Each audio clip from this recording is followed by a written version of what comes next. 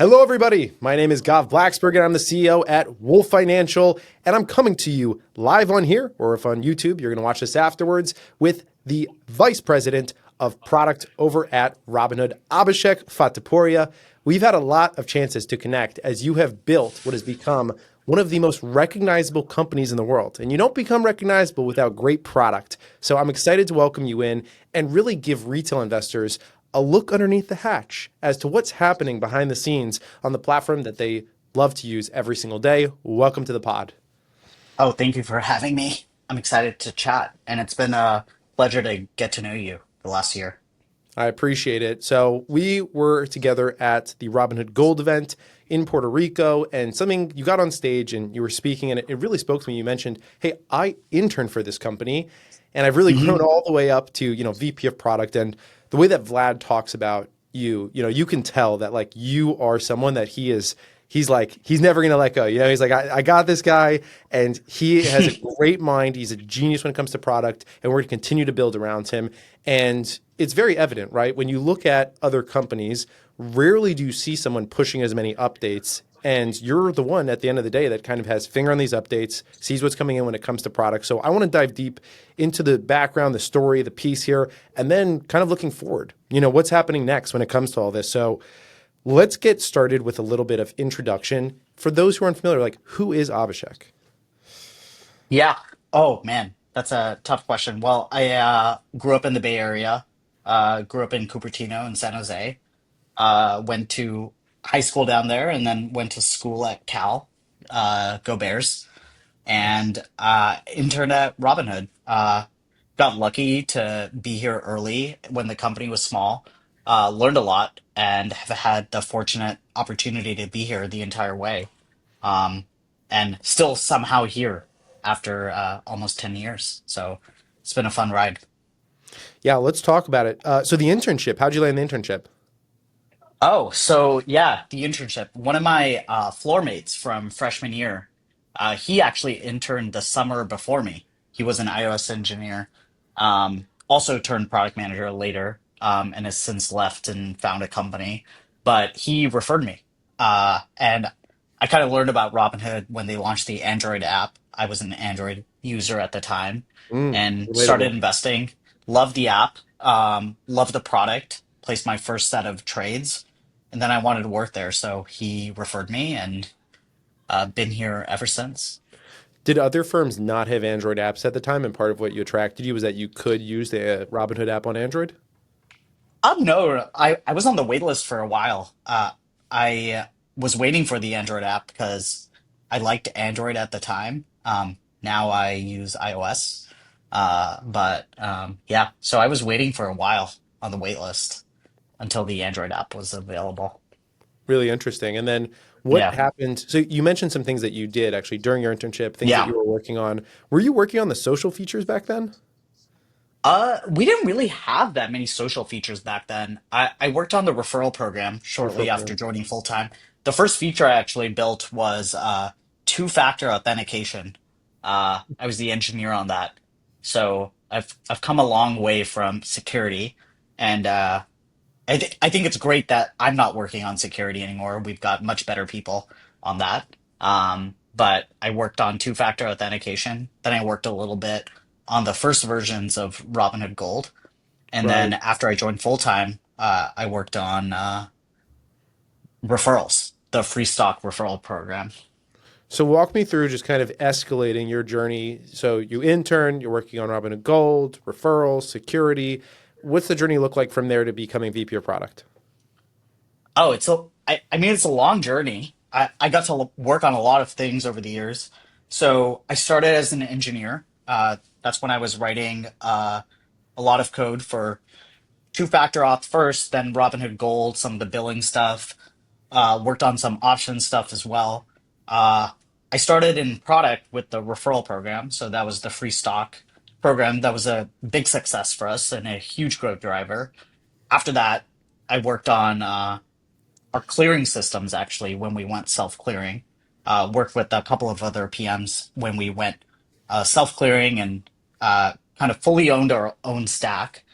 And then worked on the revamp of Robinhood Gold then worked on fractional shares, and then started to work on kind of the overall brokerage product and kind of have grown the team since then as the product has grown. So you were at Robinhood when the move was made to, removing commissions, right? Essentially, I think like kind of like the big moment, and then all these others followed, right? Pretty much everyone else ended up removing commissions. And I remember that pretty vividly, at the time, like watching this happen in real time. What was it like to kind of be in the center of this as you essentially caused a widespread movement Yeah. in one of the most legacy industries? I mean, we had been commission free for a while, so we were commission free since the beginning, before my time. It took a while for everyone in the industry to realize that it was probably the best model for consumers. But it kind of all happened at once, you know. Suddenly, Schwab had Right. dropped fees to zero. Then the next day, TD dropped to zero. I don't remember the exact sequence, but really quickly, four brokers, all four of the big brokers dropped their fees to zero. And then the next week, companies started buying each other.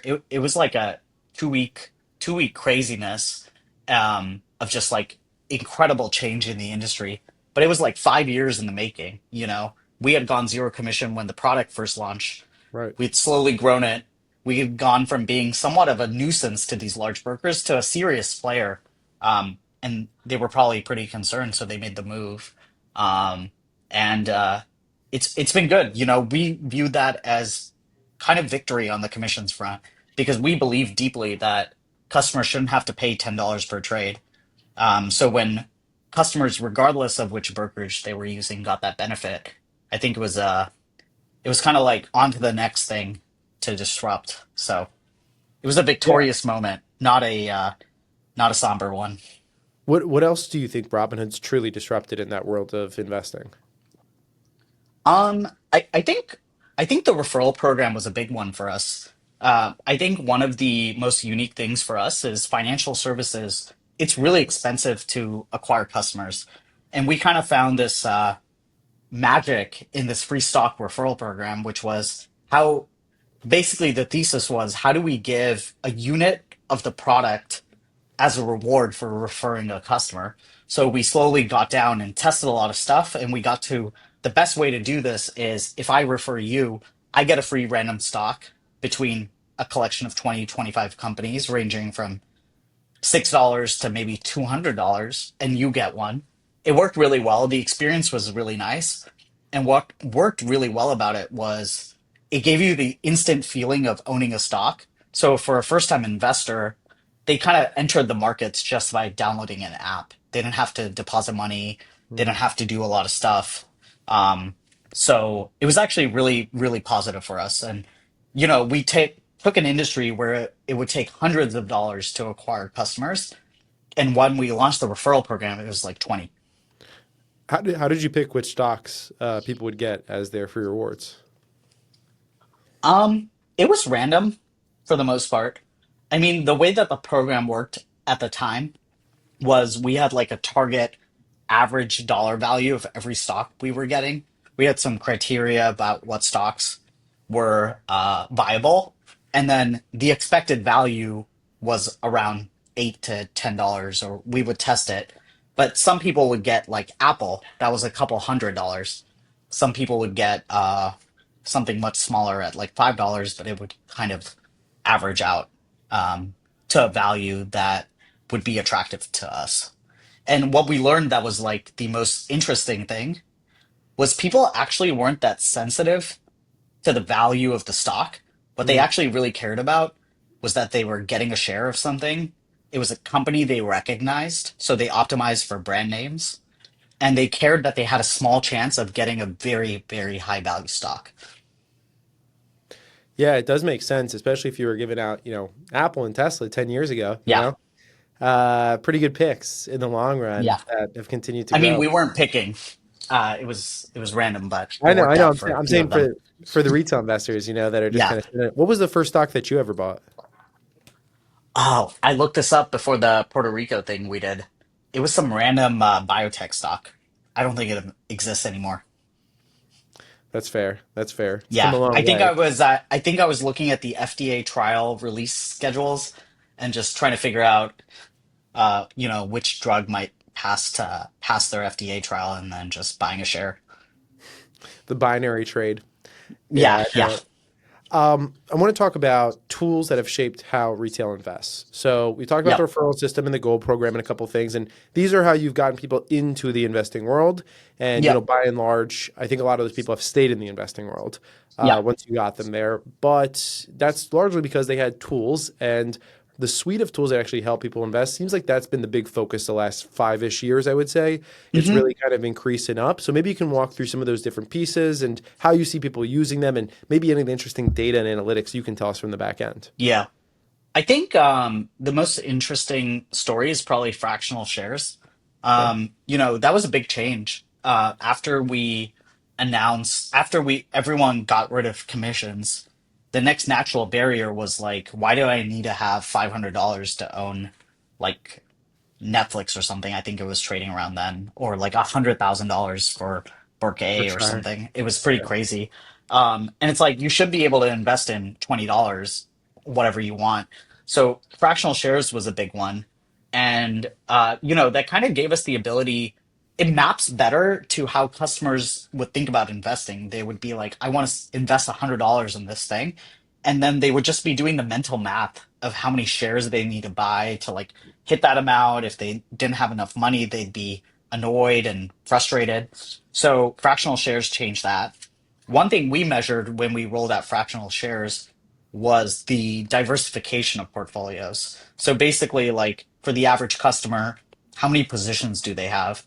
And one thing we generally learned was that with fractional shares, the number of unique positions that a customer had went up because with $100 portfolio, they could just afford more individual stocks.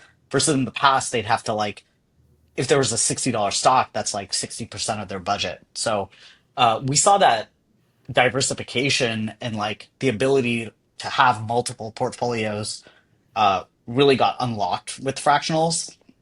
It also unlocked recurring investments to be able to just put $10 aside every week or every day.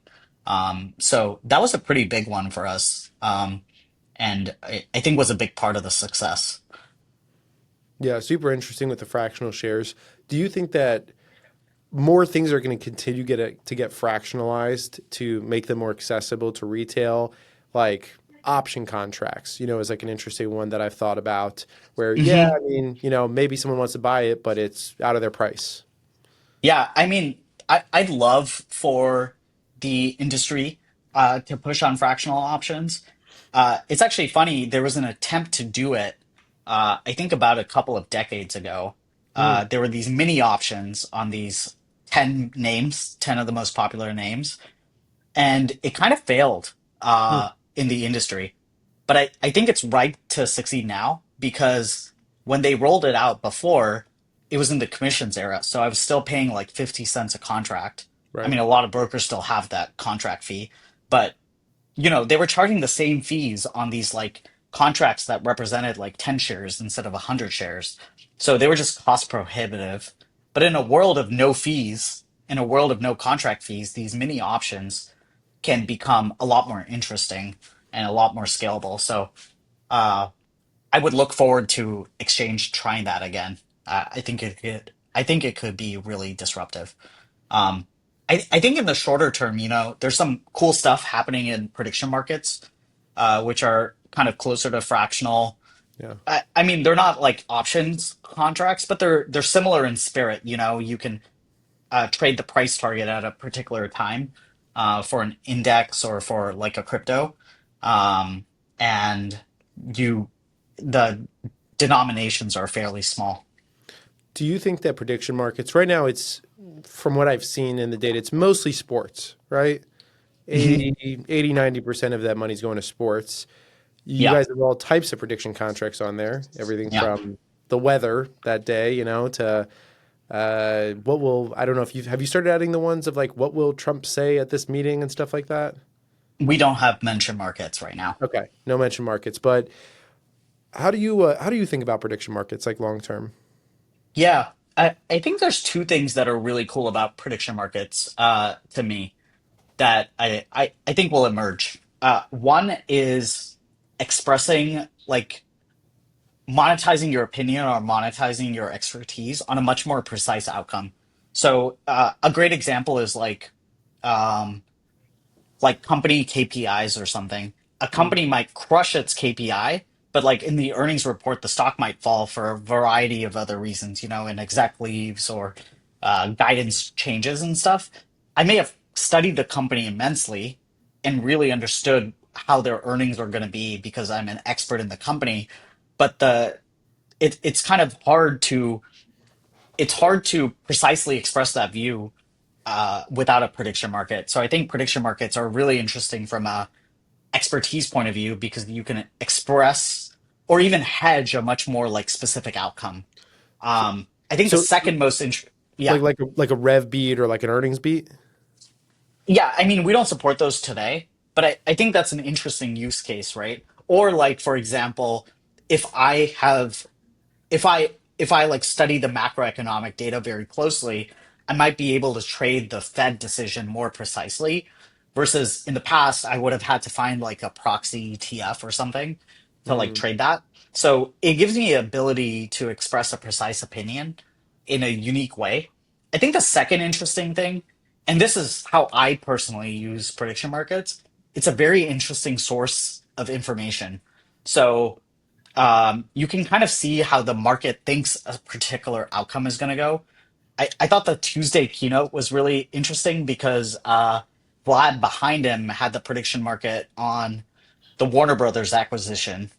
And actually, just that day, the market had flipped of predicting which company was going to end up acquiring Warner Brothers. So I think they can kind of give you insight into where a particular outcome is headed, and we've within our product started to experiment with stuff like how can we use a prediction market to give you information about something else. So I think there's going to be a lot of cool things we can do. Yeah, I like that. It gets me thinking. I guess I hadn't thought about it as deep in terms of, hey, people are already betting on these events, but they're betting through proxies. Now you give them a direct way to actually bet on the event. So I like that because I think sometimes people think right now it's just like some of it's a little vague. It's like, okay, do I really need to bet on the weather today? Yeah, But uh, but that's more I specific. mean, there could be a lot of interesting use cases for weather contracts, Well, there like is. So actually, sorry. Well, just kidding for a second. So one of the things that's yeah, interesting yeah, about being down here in Puerto Rico is I go to events with other yeah. Americans, and all the Americans move here for one reason, which is Act 60 and tax purposes. So everyone that I meet's worth like eight figures and has some wild job and company that they've built. Yeah, So one of the first guys that I met, I was at a dinner and I was asking him, and I said, "What do you do?" And he goes, "I built an OTC exchange where people trade weather contracts." yeah, And I go, "What does that mean?" He goes, "Well, we sell insurance on weather events, yeah, and farmers will say a storm's coming, my crops might get yeah, damaged, and they buy and trade weather contracts." So it maybe it's something along those yeah. lines.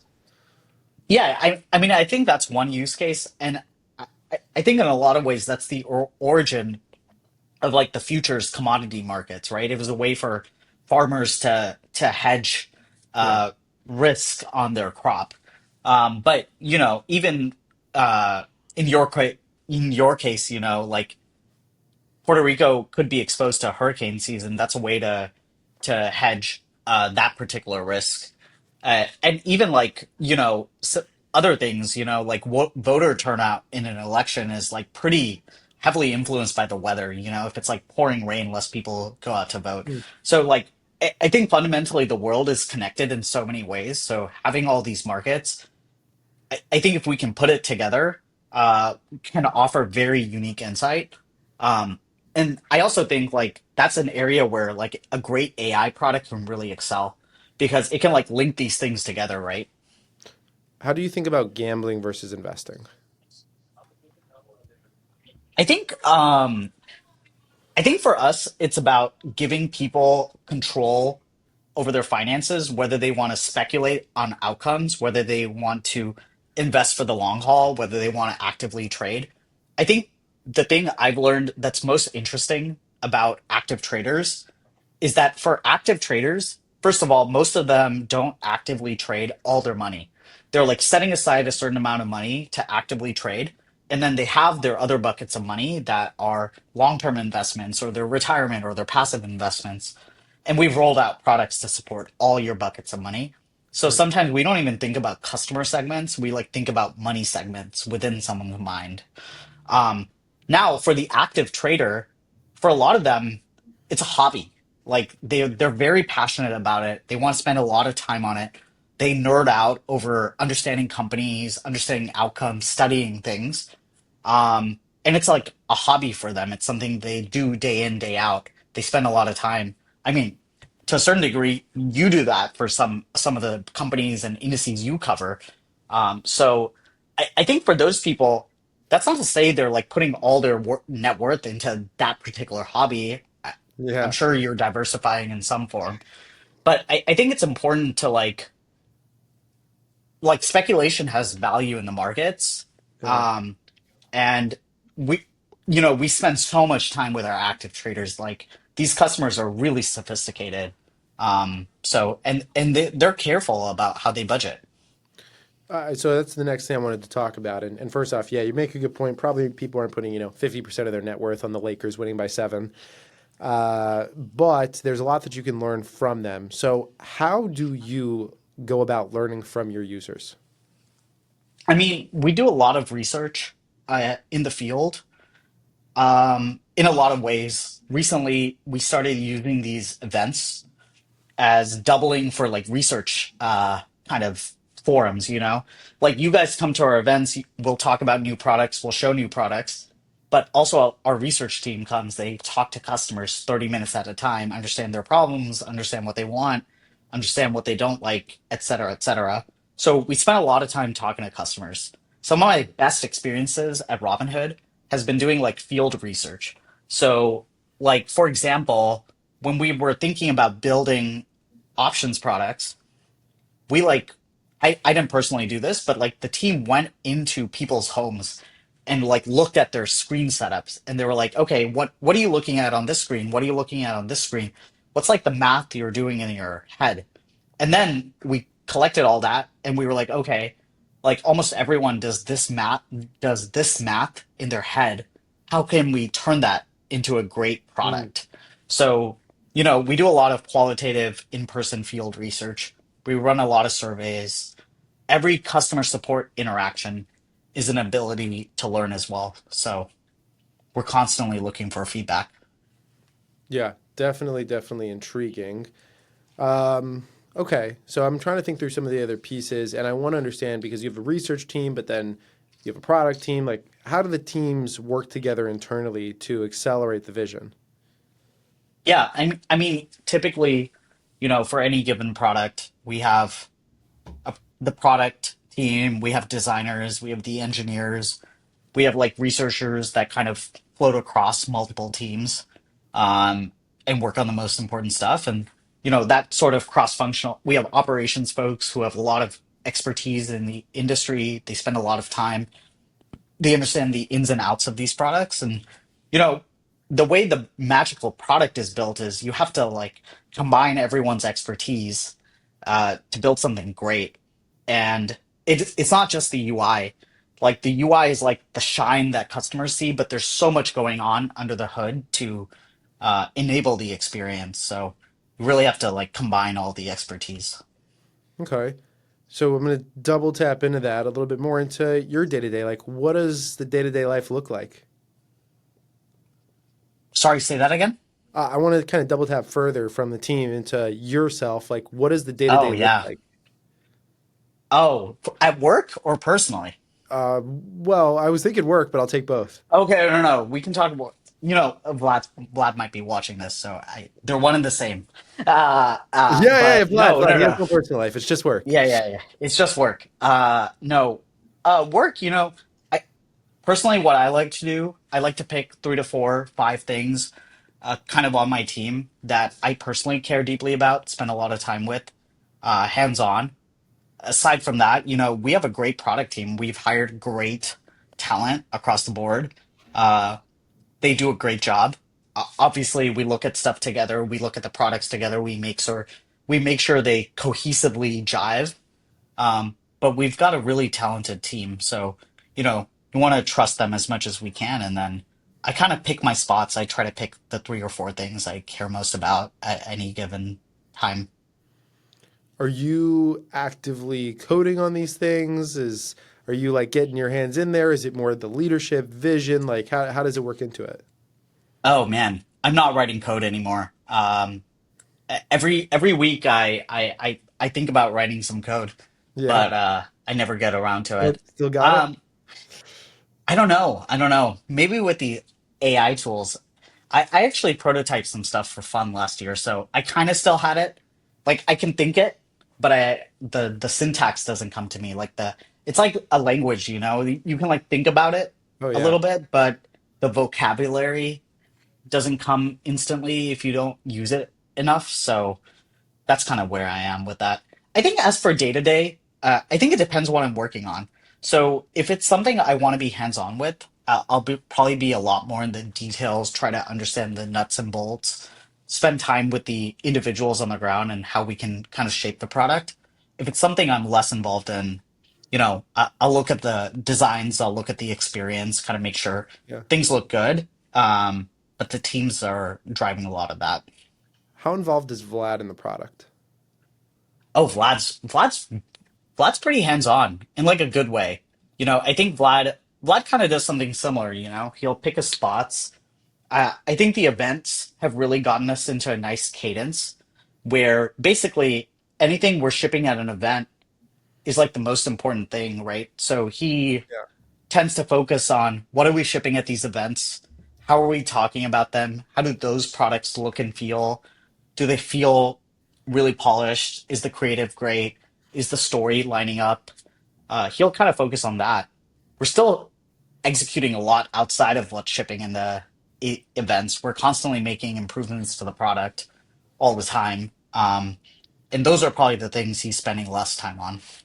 Got it. Let's talk about one of these events.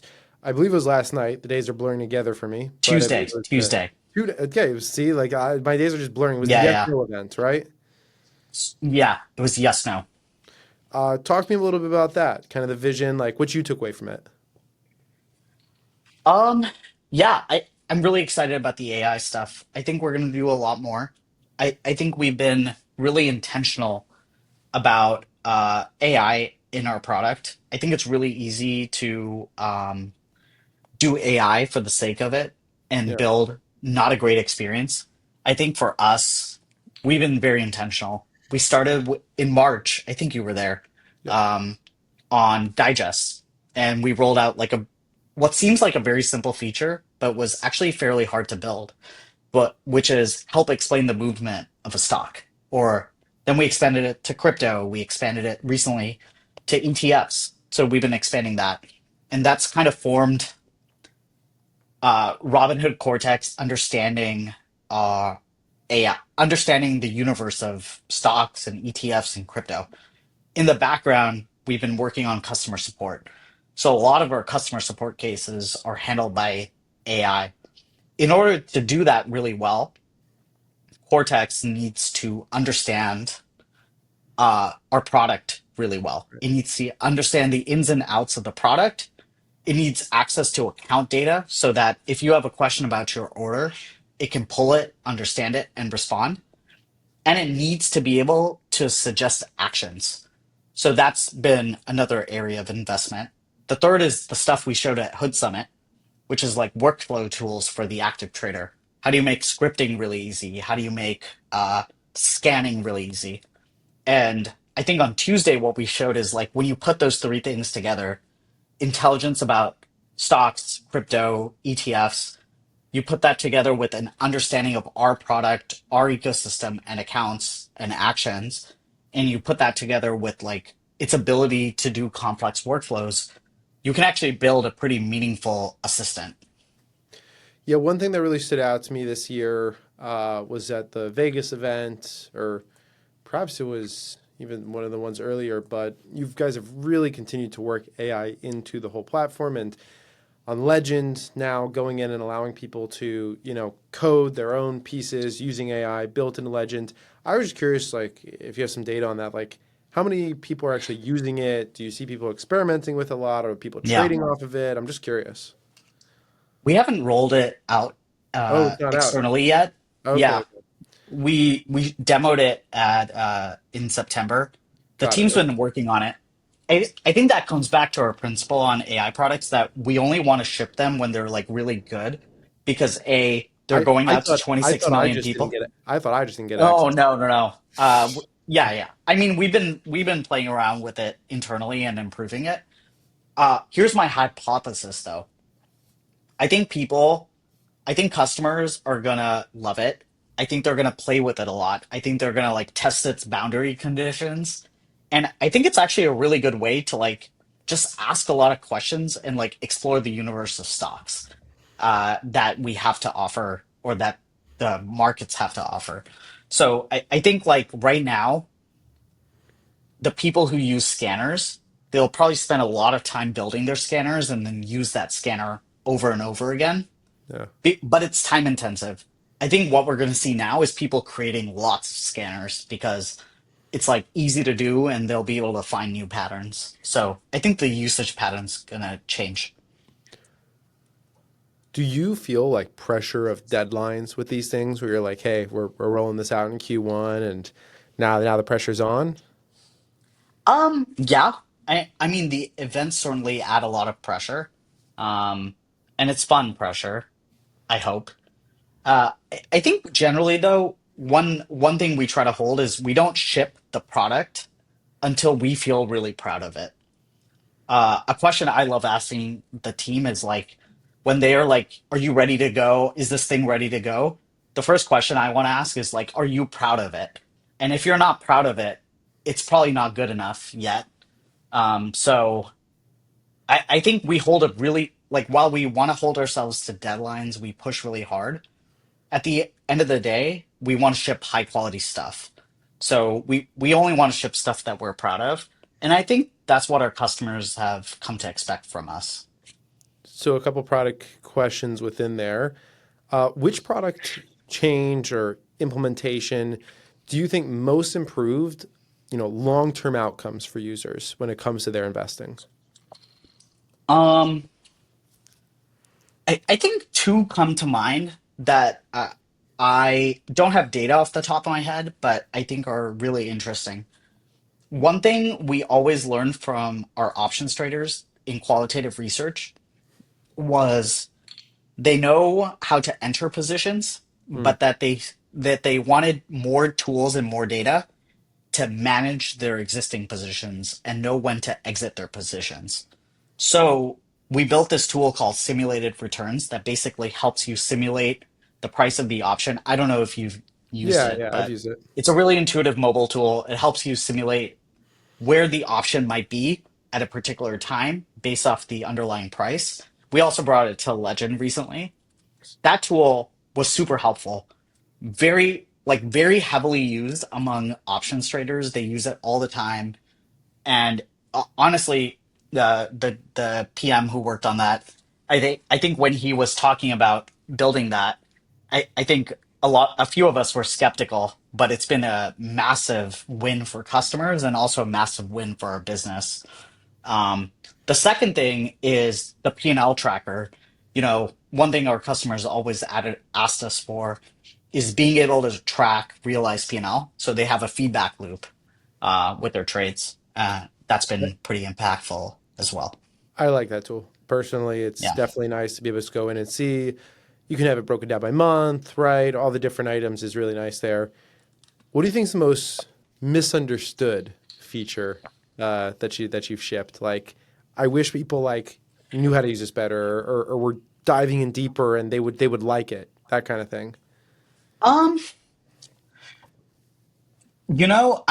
I don't know if I have a feature like that top of mind. I think the problem that we struggle with the most, and this is one of the things I've been spending a lot of time with, is our product is expanding very rapidly. Yeah, And how do we like make it all cohesively fit together in one app? Uh, so that's kind of the a problem I've been spending a lot of time with because not everyone wants to use every product. So we don't want dead surfaces in the app. But at the same time, we hate it when people are like, I'm moving to this other broker because you guys don't have this. And we're like, no, we do have this. This is how you get to it in the Yeah. app, you know? And that's a really difficult problem to manage at the pace at which we're expanding our product. So I've been spending a lot of time on that personally with the team over the last year. And we've rolled out incrementally a number of improvements that I hope will make a big difference there. Um, Recently on iOS, and this is coming to Android soon, rolled out the ability to view all of your accounts on the first tab by swiping across them. That Yeah. kind of enables us to add more account types. And that was kind of a necessary thing when we added multiple brokerage accounts because we couldn't have, like, we had to scale to lots of accounts. More recently, that team's been drastically improving search. I don't know if you've seen it, but we're rolling out heat maps. We added a sports page for for the people that want prediction markets. We added top movers. We added earnings, upcoming earnings. So we've been improving search quite a lot. So, that's kind of the problem I've been focused a lot on is like, how do we make our app fit together more? Yeah, I don't know if it was because of my request, but I remember being at maybe my first Robinhood Gold event and asking, saying, "Hey, I like the search, but there's no search history. Like whenever I search for something, it doesn't then Yeah. maintain it and show up." And I asked for Yeah. that, and then it was in there this year. Yeah. Yeah. Yeah, I think the team did that. I mean, we're constantly trying to do little improvements like that. So, and that's the stuff, honestly, like we ship the big products and events, and those will pay off over like multiple years. But it's like those tiny little things that pay off in the short term. So, the hard act that we have to do is how do you balance those short-term wins with the long-term bets? I have a lot of thoughts here on product. I guess I'm going to ask them as two questions. First off, so now you're thinking about how do I get people to know all these features are in here because I want to keep adding more features because I want to Hmm. obtain the biggest audience, but I only have so much real estate. So there's things that like, for example, so my mother messaged me and she's like, I Hmm. added you as my beneficiary on Robinhood. Hmm. And I was like, I didn't know you could add beneficiaries on Robinhood. Yeah, that's And then something we need to improve. yeah, and then I went in and I was like, "Oh, I added you back." You know, Yeah. like but and it was simple to do, but I just didn't even know it was there. Like Yeah. how do you think about putting everything within reach? Yeah. I mean, it's a really hard problem. It's something we're like incrementing towards. And I think we've gotten better this year, Like we moved all the accounts into one view. We're kind of make it swipeable. It's really elegant. We're improving search. There's a lot more to do. Uh, I also think this is where the assistant's going to help a lot because the assistant understands Robinhood, understands all the screens. So if you like ask the assistant, I want to add a beneficiary, it can like fish through the app and be like, okay, this is the screen you go to add a beneficiary, and it'll like take you there. So I think the assistant can help a lot here too. So it's something we're thinking about. We haven't like nailed it yet, but I think we're in pole position to nail it. Any assistant name ideas? Uh, I think it's called Robinhood Cortex. Oh, so it's just gonna be Cortex. Got it. Okay, I Yeah, thought you yeah, were saying yeah. like a It's like you're secondary, talking to like Cortex. No, no, no. You're talking to Cortex. got it, got it. So it's not like a Clippy No, kind of no, piece. no. Okay, that's fair. At least not now. Hoodie coming one day. Yeah, Uh, maybe. Yeah. Do you, right now, do you guys, I guess, yeah, I mean, you have the Robinhood piece going around it. Anyway, so my other thought that I had there was I was just curious if you've ever gotten, feedback or Robinhood users have basically done something which is like completely surprised the product team. It's like this area of the app is getting so much traction, like we didn't expect that, or everybody wants this, or something along those lines. Yeah. Um, this it's probably not the best answer. I'm just thinking through my things I remember. One thing we've recently learned is like, I mean, this isn't that surprising, but people that have people use watch lists a lot, Yeah. despite the fact that watch lists are like pretty buried in our app. And you have kind of got to scroll all the way to the bottom of the home screen. but they still use it, especially active traders. They're like doom scrolling to the bottom of the screen just to access their watch list. So that's been something we've been thinking about a lot.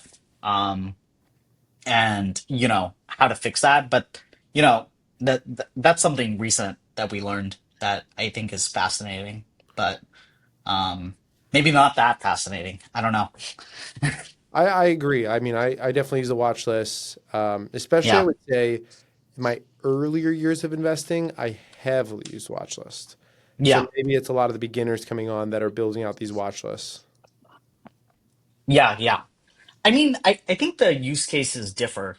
I think for the new people, it's like a way to like test ideas. Yeah. For like the experienced traders, it's like this is what I watch, or like this is what I scan and screen for, and then I place trades. So it's actually very useful to uh, a breadth of customers.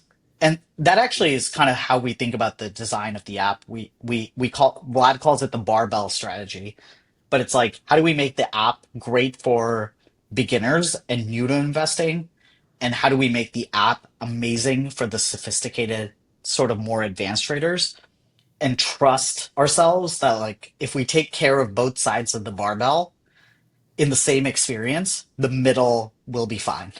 Can you elaborate? Like, how do you go about doing that? I think it's about like we come up with something, then we like spend a lot of time understanding how it'll work for the sophisticated customers who are like power users. And then we like test the boundaries because those are the customers that test the boundaries of the experience.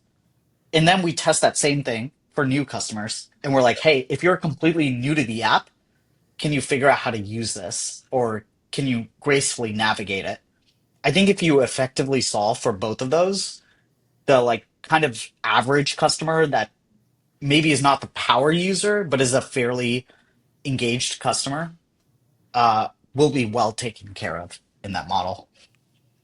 Couple, well, I guess quick follow up on that. Just like, how do you measure success in your area? Like, what is the metric for Yeah. success? What is the guiding principle? I think it depends on what business we're talking about and what the product is. Generally, like we have three pillars to the business, right? The first is number one in active traders. For that, we pay really close attention to market share. So it's like what percent of the retail market is on Robinhood. Mhm. For number one in wallet share, sorry, the first was number one in active traders. We measure market share. The second is number one in wallet share, which we really measure by net deposits, which is functionally our proxy for do our customers trust us with more of their money every month? And basically, are they depositing a larger and larger share of their wallet onto Robinhood? The third is the global financial ecosystem, and international is kind of a newer part of our business, and we're trying to grow there. I mostly focus on the first two, but that's kind of how we measure success. Very interesting. And then I was just kind of curious, like, when did you officially become VP of product? Uh, I was promoted in March of this year. Really? Feels like you've been there Yeah. forever. Oh, well, Well, to from my previous title. Yeah. what was your previous title before? Oh, senior director. It's just like the typical levels. There you go. Moving up the Yeah. chain. Uh, okay, I think very for me, interesting. it's actually more about working on cool things. I get excited by the problems. Is that what is that what you look for in the people that you try to hire onto your team? Yeah, I think for me, like what I care about is like what I look for is like people who are gonna go like they're like builders through and through. They get excited by challenging problems. They understand the systems and they want to go soup to nuts. Like they want to understand everything. Right. Because it's really hard to build a great brokerage product without understanding how the brokerage works. Like if you're just like, I'm gonna build a great UI and don't care about the stack, you're actually going to build a pretty lame product because you're going to be constrained by the system. So you have to actually think very deeply about the system, soup to nuts. So I really care a lot about people who fundamentally want to solve hard problems, are very ambitious, and want to build soup to nuts. especially if they're working on like kind of like net new products for Robinhood, because I think the key innovations actually come when you make a systematic change in the stack and that reflects in a much better product experience. Like that is truly differentiated. Just changing a couple of pixels is not that differentiated. And Sure. ultimately, I think that's why it's hard to copy Robinhood. A lot of people say like, why isn't this brokerage copying Robinhood's UI? It's because it's not because of the UI. It's that that UI is hard to achieve without all the work we've done to build up our stack Well, effectively. a lot of people have definitely copied. Is that what's your thoughts on that? Does it like make you guys like happy or like everybody's copying us? We're leading the way. How do you think about it? Uh, I think it's like I think we're flattered when they do. I think for us, it's like product experience is more than just the UI. Yeah. So it matters. The second thing is flat like we just want to keep pushing the boundaries. It kind of goes back to the commission thing, you know? It's like when the industry adopts what we're doing, it's like a signal that we did the right thing. And it's like on to the next. Yeah, yeah, I think that's a great point. A lot of people, and more so now than ever, I think are gravitating towards it and realizing that you want a product that retail's not only going to use, but they're excited to share in many ways, right? People share it because they can Yeah. get free stocks, they share it because they can take a screenshot and make good-looking content, right? All those types of things. I think that those are kind of, I mean, from my influencer perspective, like that's where you want to be. You want to be a platform that people go on there to make their content from it, because that's how you really become viral. Yeah, exactly. Are you excited about social? I am excited about social. I'd like to talk about social here because, I'm hopeful to be within the first, 10 users on. That would be nice. I'd like to try it out and play around with it. And I'm Yeah. just curious to see how it's going to get shaped out. And it's super interesting because, Vlad mentioned it at the Puerto Rican area. And then, but he Hmm. also, like, I talked with Vlad about this in an interview that I did at the Robinhood office in Menlo Park. Hmm. Basically, like way back in the day, Robinhood had this idea for social, Yeah. and it just wasn't the time. And then now it's kind of coming Yeah. full circle back around to it, which I'm sure is exciting for the team. And it's a big step. Like it really integrates Yeah. people in, and now they're not screenshotting charts and putting them on another platform. They're sharing it inside the app. It almost feels to me like, is this going to be like a main tab inside of the Robinhood app? Um, I think that's kind of what we're thinking right now. That's what we demoed. I think it's gonna depend on how it works, you know? Like I think we're very flexible about these decisions. Um, and we want to like learn from how customers use it. But we're really excited about it. I mean, I think we're seeing this really interesting era when companies want to engage directly with their shareholders. And I'm excited to see how that can be a part of this. Like we started doing this thing where we were live streaming our earnings calls. That's been really cool. But what was even cooler to me is Open Door saw that and they were like, we want to do that. They made a video and we connected with them and they live streamed their earnings to their shareholders on Robinhood. Yeah. And we hope to like I hope to live in a future where all companies are doing that, you know? And speaking to your shareholders has a lot of value um, directly, especially if you're a consumer company, you know?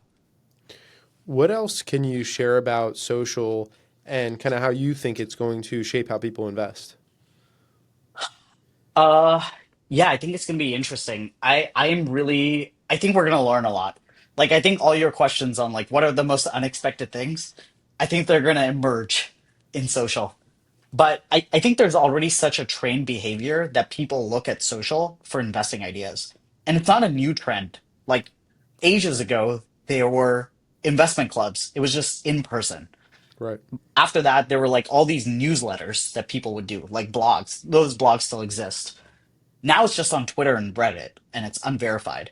Or like there was CNBC, like that was kind of the first form of it. Or like even before that, uh, there was like a radio show that talked about stocks, you know. So financial media has kind of existed as long as there's been media. Uh, and the challenge now is just like user generated, like retail is generating more and more of that content. I personally think sometimes retail content, like your content, is more engaging than analyst content because you guys talk about the vision of the company, the roadmap of the company, not like digging into the next quarter's financials. Which, Right. frankly, like if I'm investing, I want to invest in a company for many years, not because of a quarterly statement. So I think that is just changing, and I think people want a trusted place to do all that, and we already have all the trades. So we think there's a really unique product to build, and that's what the team's been cooking on. Yeah, I'm excited to see it. I'm just in my brain like building out a full social platform. Like, are you hiring more people for this? Is there, you need moderators, compliance Yeah. stuff? Like, I'm just trying to think through like it's like Oh, building a it's whole nother app. yeah, it's hard. But that's why we do it. I think we're certainly going to learn a lot, and that's why we're going to be slow with the rollout Yeah, to understand what's happening. I think one thing that's built in, which is really nice, is everyone is KYC'd on Robinhood because you need to have a brokerage account. right. So you can't like hide behind a fake identity like you can on social. So like there's like some like natural inbuilt controls there. That's not to say it's going to be enough. When we go into new initiatives, the way that we like to think about it is like in year one, we're typically like giving it seed funding. Then if it starts to take off and does well, then we like give it Series A funding, and then we give it Series B funding. So it like I would describe the social team as a little seed startup inside of Robinhood trying to build this thing, and they're super motivated, they're super excited, um, and they want to build a great product. Yeah. And that's how all great products start. Yeah, I'd love to connect with them at some point. Figure whoever's running head of social, jump on for the next interview. Yeah, yeah, yeah. We'll make it happen.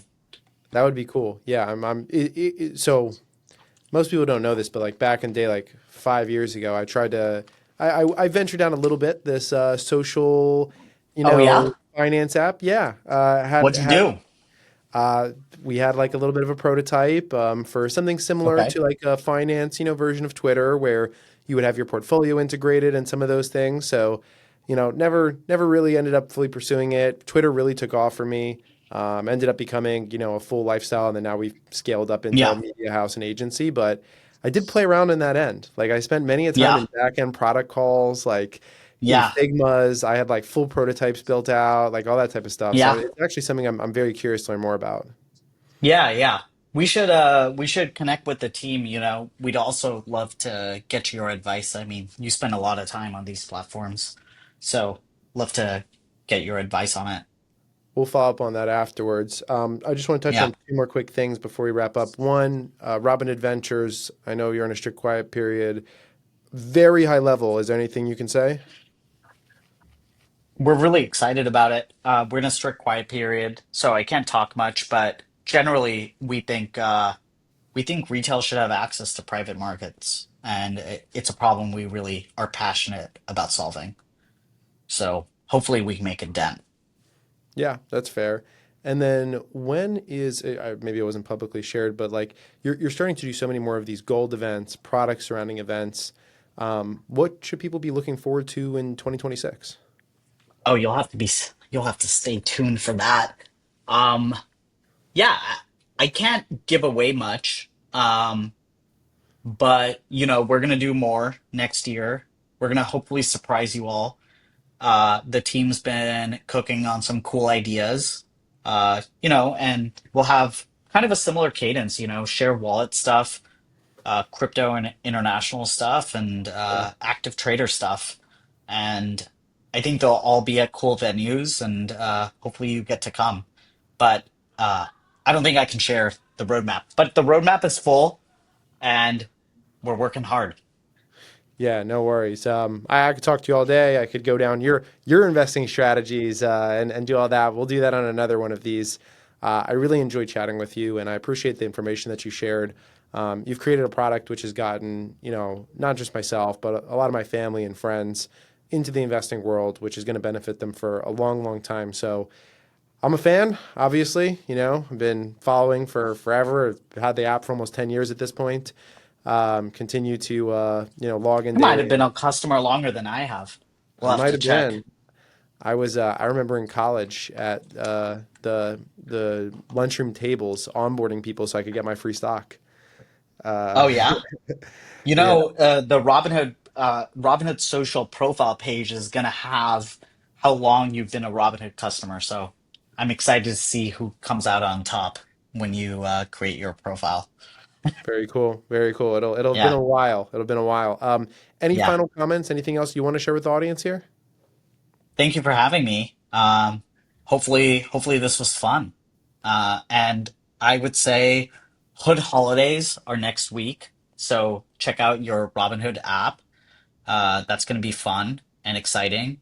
And then we have a pack roadmap for next year. So look out. Ooh, are we getting any trivia again?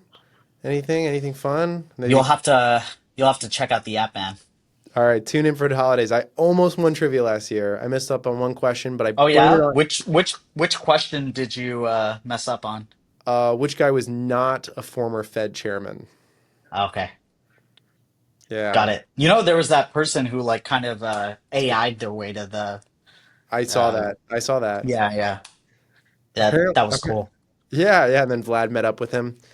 Yeah, Uh, yeah, yeah. I was actually the one who DM'd him. I was like, "Do you want to come out to the office?" So, nice. it was fun. Yeah. It's Very fun to neat. have him. Well, Yeah. I'm excited to see the holiday features. I would have won that trivia. I blame it on Evan though. I was going to pick the correct answer. He told me the other one, Okay. so Well, maybe yeah. Blame Evan. I blame him. I would have had correct. But super fun talking with you. To everyone that Yeah. tuned in earlier, you kind of got a 2-for-1 today with Johan talking the crypto side, Abhishek talking product as a whole. You can check out Abhishek. I mean, you do have your profile on X for people who aren't I familiar. do. It's Abhishek F96, correct? Yeah. Yeah, I encourage people to go check it out. You do actively and regularly quote tweet, comment, pieces like that. So encourage people to engage, give feedback, things along those lines, actively. And then, of course, continue to follow up and just watch what incredible ecosystem is being built. Thanks so much for coming on the show. Thank you to the 4,000 plus people that have been watching and tuned in. We appreciate you. This will go up on YouTube shortly. And that's going to do it for today. Take care, everybody. We'll see you on the next Full Financial Podcast. Thanks, Abhishek. Thanks, Gav. Thanks, Gav.